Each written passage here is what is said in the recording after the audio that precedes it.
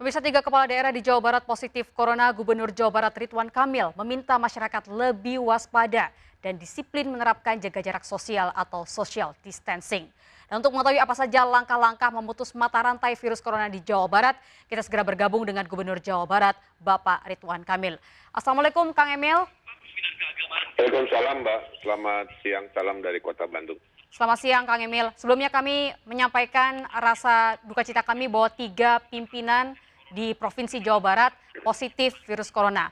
Baik, Kang Emil, sudah ada 3 pimpinan di Jawa Barat yang dinyatakan positif COVID-19. Apa langkah selanjutnya yang akan dilakukan oleh Pemprov Jawa Barat untuk memerangi COVID-19 di Jawa Barat? Ya, ini menandakan bahwa virus ini bergerak sedemikian rupa, tidak hanya kepada orang yang terlihat sehat atau punya gejala. Nah, kami sudah melakukan keputusan yang tepat, sudah lebih dari 10 hari kami melakukan tes mandiri, kami punya alat sendiri, beli reagennya sendiri, kita beli dari Korea Selatan, sebelum pemerintah pusat ingin memberikan rapid test yang akan dilaksanakan seharian hari ini dan seterusnya.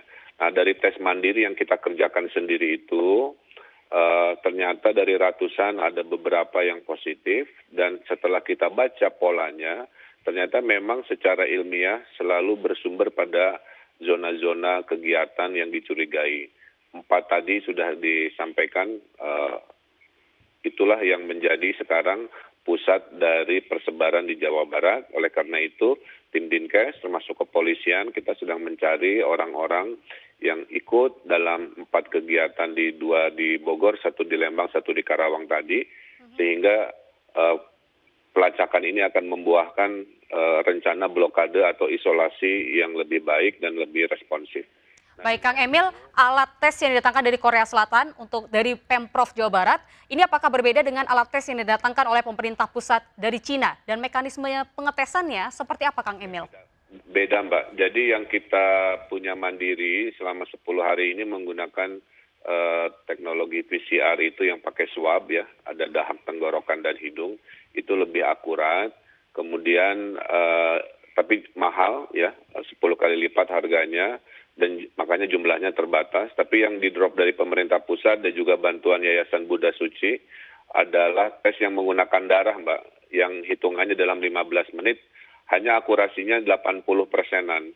Sehingga prosedurnya hari ini ada 20.000 rapid test kit sudah kita sebarkan ke 27 daerah, mayoritas di Bogor, Bekasi, Depok, dan Bandung Raya. Itu diprioritaskan kepada ODP yang dalam pantauan, para pasien, keluarganya, tetangganya, dan jaringan sosialnya, dan kepada dokter juga tenaga kesehatan di mereka-mereka yang sedang berjuang untuk COVID. Nah, harapannya dengan 20.000 tes ini, diharapkan nanti di akhir pekan kita bisa punya peta yang lebih jelas, seperti halnya peta yang kita dapatkan setelah tes mandiri kita lakukan selama 10 hari. Sehingga di akhir pekan kita akan mengambil keputusan apakah bekerja dan bersekolah di rumah dilanjutkan atau bisa kembali seperti normal.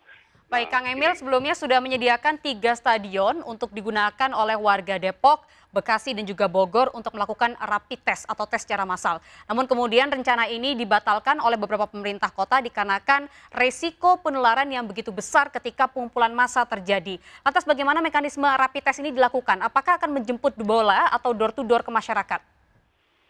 Saya kira ini ada salah persepsi ya, termasuk dari media sendiri. Yang kita lakukan itu adalah multi opsi, sudah berkali-kali saya terangkan.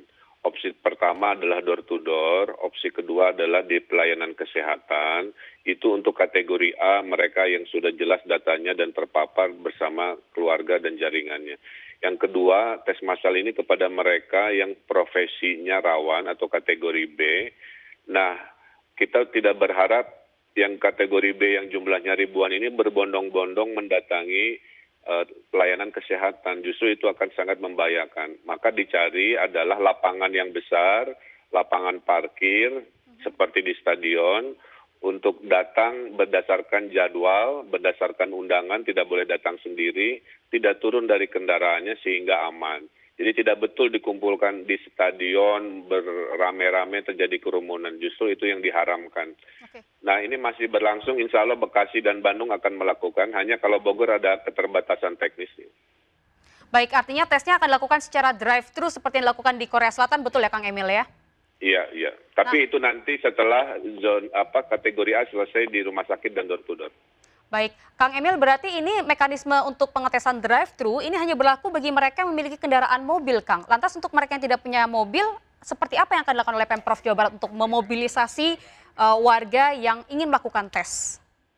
Bisa kendaraan mobil, bisa kendaraan motor. Kepada mereka-mereka yang tidak mau punya mobil, kita sudah koordinasi dengan RW-RW untuk membantu mereka datang dengan kendaraan tertutup, tidak turun dari kendaraan, tidak pernah berjalan kaki dari kendaraan ke tempat tesnya, sehingga tidak ada persentuhan fisik yang kita khawatirkan. Ya.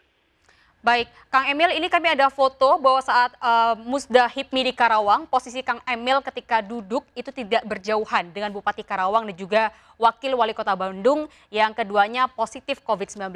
Apakah ini akan membuat Kang Emil melakukan tes kedua untuk meyakinkan diri, Kang? Ya, kejadian di Musda HIPMI itu tanggal 9. Saya sudah lakukan tes swab PCR yang akurat itu tanggal 15 dan saya sudah umumkan ke publik, Mbak. Kemudian tadi pagi saya lakukan tes kedua menggunakan rapid test yang pakai darah, itu juga hasilnya negatif. Jadi per menit ini saya laporkan saya sama seperti hasil tes tanggal 15, saya dan istri saya negatif sehingga bisa menjalankan tugas seperti yang diharapkan masyarakat dengan baik. Baik, artinya Kang Emil sudah 2 kali tes, betul ya Kang ya? Sudah 2 kali dan hasilnya negatif. Alhamdulillah. Baik, Kang, dalam keterangan pers yang Kang Emil sampaikan ada 4 klaster di Jawa Barat. Jadi benar bahwa ada imbauan agar orang yang berada di 4 klaster tersebut agar segera melapor ke Dinas Kesehatan setempat, betul ya Kang? Ya, karena mereka punya potensi sebagai pembawa virus ya. Dari hasil tes mandiri yang kita lakukan kan terbukti. Yang dapat positif itu ternyata tidak bergejala, terlihat sehat. Jadi kalau alasannya saya terlihat sehat, tidak ada gejala, itu belum tentu. Karena terbukti yang positif justru sehat-sehat dan tidak bergejala. Tapi dicurigai karena berada di lingkungan yang menjadi pusat penyebaran di 4 acara di Jawa Barat itu. Jadi mohon di televisi ini saya sampaikan kepada Anda-Anda yang mengikuti 4 acara tadi yang sudah disampaikan, mohon untuk segera register ke Dinas Kesehatan setempat untuk kami tes dengan rapid test dan kita doakan semuanya negatif. Tapi kalau positif tentulah kita punya rasa tanggung jawab untuk isolasi diri dan akan ditreatment lebih lanjut oleh pemerintah Provinsi Jawa Barat. Baik, Kang Emil, mekanismenya seperti apa, Kang? Kita sebut saja ada penonton yang ternyata merupakan salah satu peserta di antara 4 klaster tersebut. Kemudian mereka mau melakukan rapid test seperti yang Kang Emil barusan saja himbaukan kepada warga. Seperti apa mekanismenya ketika mereka sudah datang ke Dinas Kesehatan, kemudian apa saja step-step selanjutnya yang harus dilakukan? Ya, jadi kalau Anda ini masuk kategori ODP PDP, ya berarti yang peserta ini masuk kategori ODP. Nah, segera lapor ke Dinkes. Di Dinkes itu hari ini, Mbak, 20.000 alat tes sudah tersebar ke 27 daerah. Jadi artinya hari itu juga Dinkes bisa melakukan tes. Tinggal melaporkan bahwa saya peserta salah satu dari 4 acara itu, menurut perintah Pak Gubernur harus melakukan tes. Itu sudah dilakukan instruksi ke seluruh Dinkes di daerah-daerah, maka akan langsung dites di saat itu juga karena menjadi prioritas dan dalam hitungan 15 menit hasilnya akan ketahuan. Jika dia negatif, dia tetap harus isolasi. Jadi kalau hasil 15 menit negatif itu, Mbak, bukan berarti bebas kemudian melakukan hal-hal normal lagi. Tetap setelah tes itu harus istirahat, melakukan isolasi karena kemungkinan akan dites lagi setelah 7 hari atau 14 hari. Kalau dia positif, kita akan treatment khusus untuk dibawa ke rumah sakit atau ke tempat isolasi. Baik, Kang Emil, ini pertanyaan terakhir. Kita lihat bahwa di tengah makin merebaknya COVID-19 di Indonesia, masih banyak warga yang tidak menerapkan social distancing.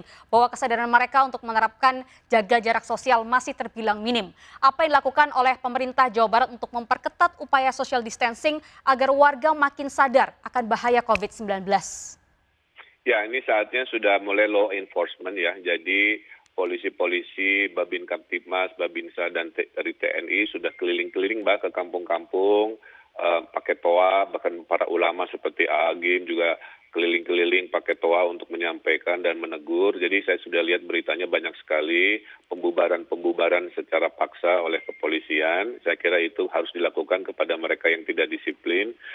Kemudian kita menghimbau agar mereka menaati maklumat pemerintah, minimal kita sampai tahu di akhir pekan ini peta persebaran Jawa Barat seperti apa. Jadi kombinasi antara penegakan hukum dan dikebutnya rapid test ini, Mbak, dua hal tadi akan mendapatkan sebuah peta dan kesimpulan sehingga di akhir pekan kita bisa ambil keputusan yang lebih bertanggung jawab, lebih responsif tapi terukur, Mbak.